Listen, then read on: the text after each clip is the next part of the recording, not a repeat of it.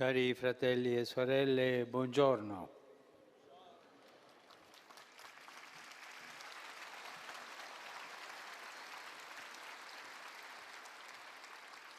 Durante questo giubileo abbiamo riflettuto più volte sul fatto che Gesù si esprime con una tenerezza unica, segno della presenza e la bontà di Dio.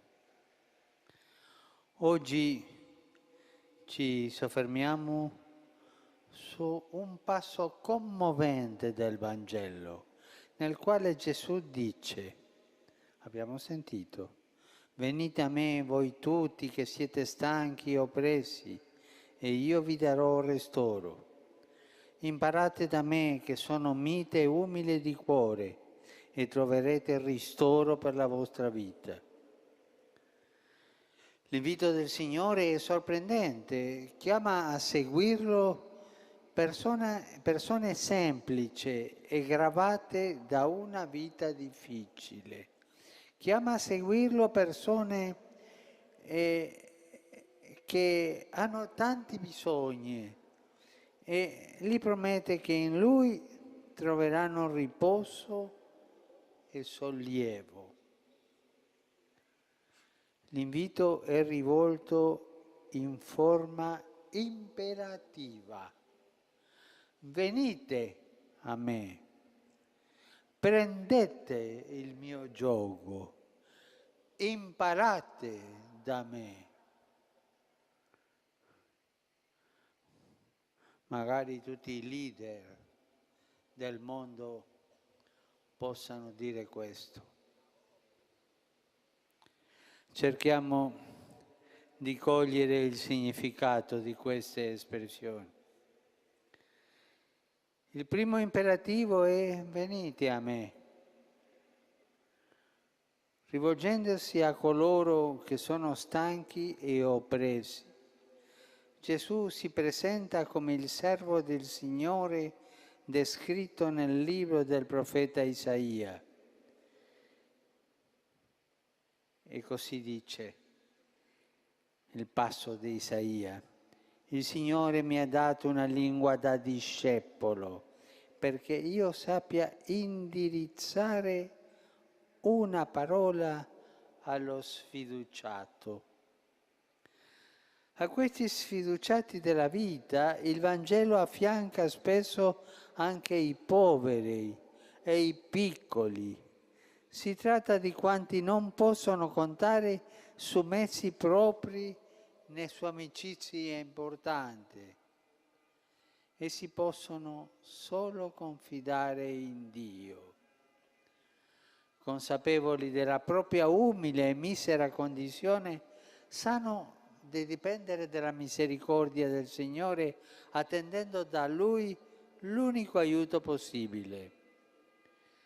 Nell'invito di Gesù trovano finalmente risposta alla loro attesa.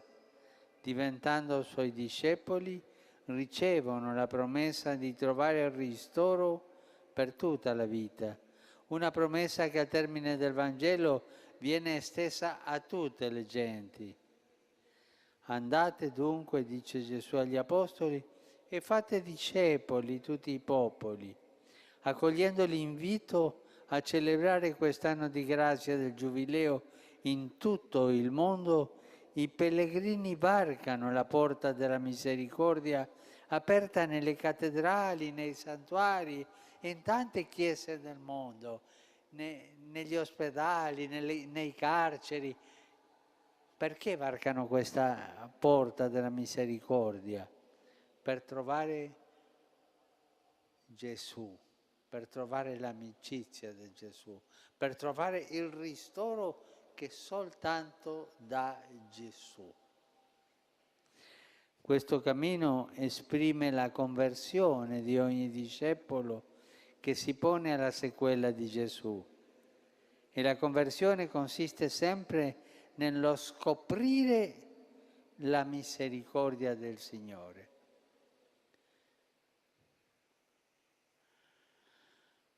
E questa misericordia è infinita, è insauribile.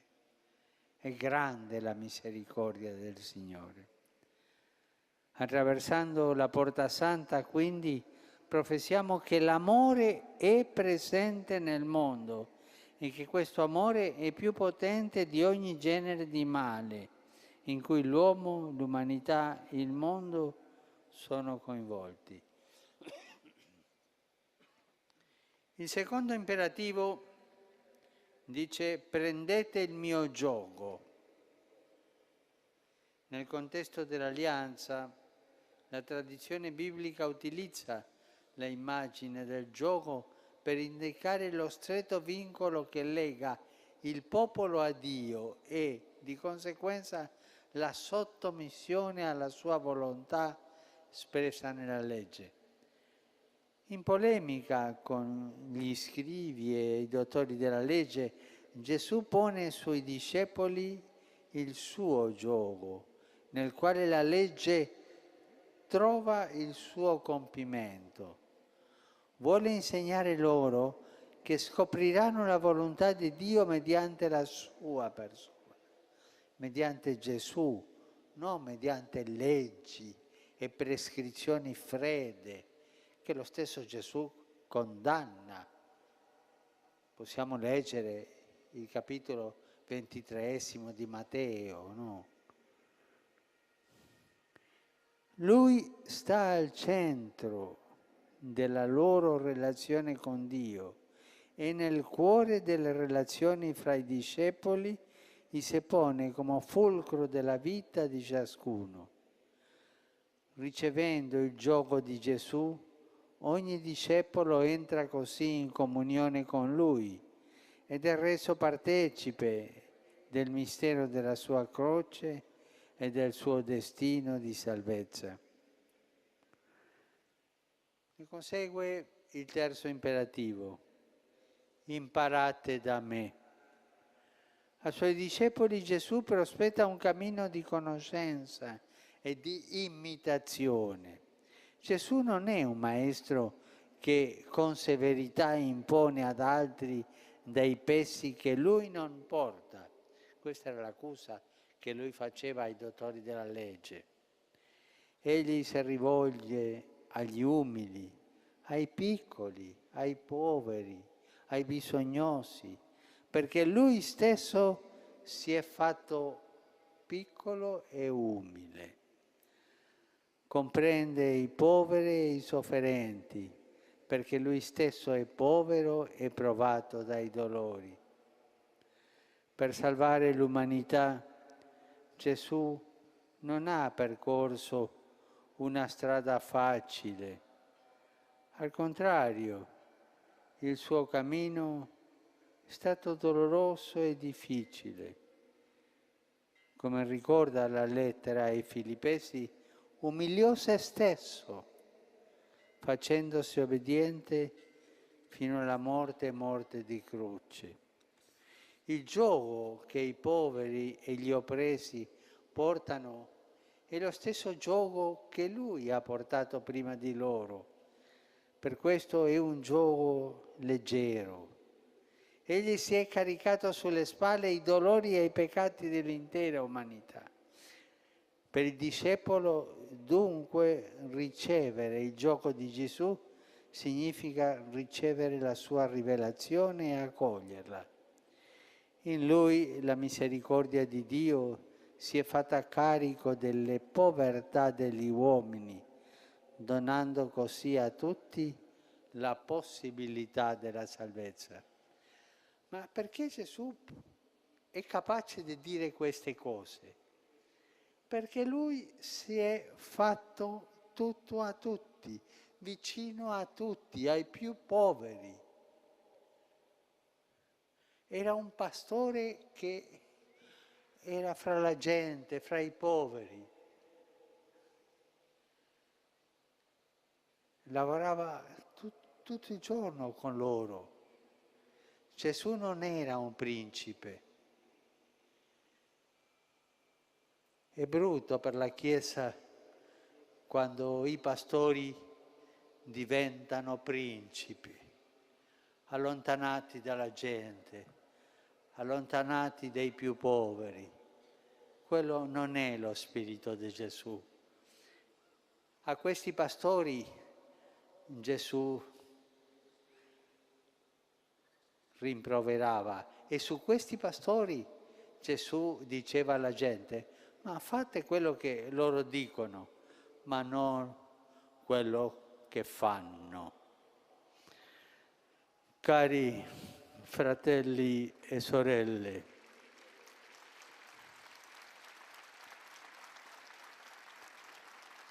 anche per noi ci sono momenti di stanchezza e di delusione.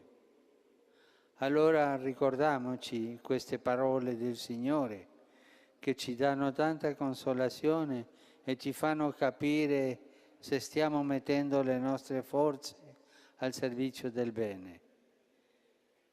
Infatti a volte la nostra stanchezza è causata dall'aver posto fiducia in cose che non sono l'essenziale, perché ci siamo allontanati da ciò che vale realmente nella vita.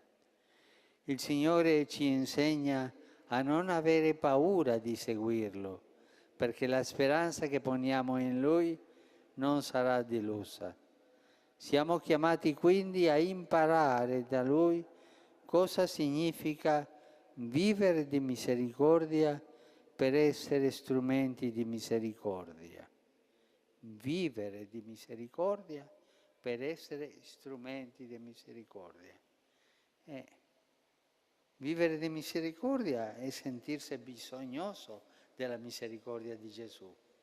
E quando noi ci sentiamo bisognosi di perdono, di consolazione, ma di misericordia di Gesù, impariamo a essere misericordiosi con gli altri. Tenere fisso lo sguardo sul Figlio di Dio ci fa capire quanta strada dobbiamo ancora fare, ma al tempo stesso ci infonde la gioia di sapere che stiamo camminando con Lui e non stiamo mai soli. Coraggio dunque, coraggio. Non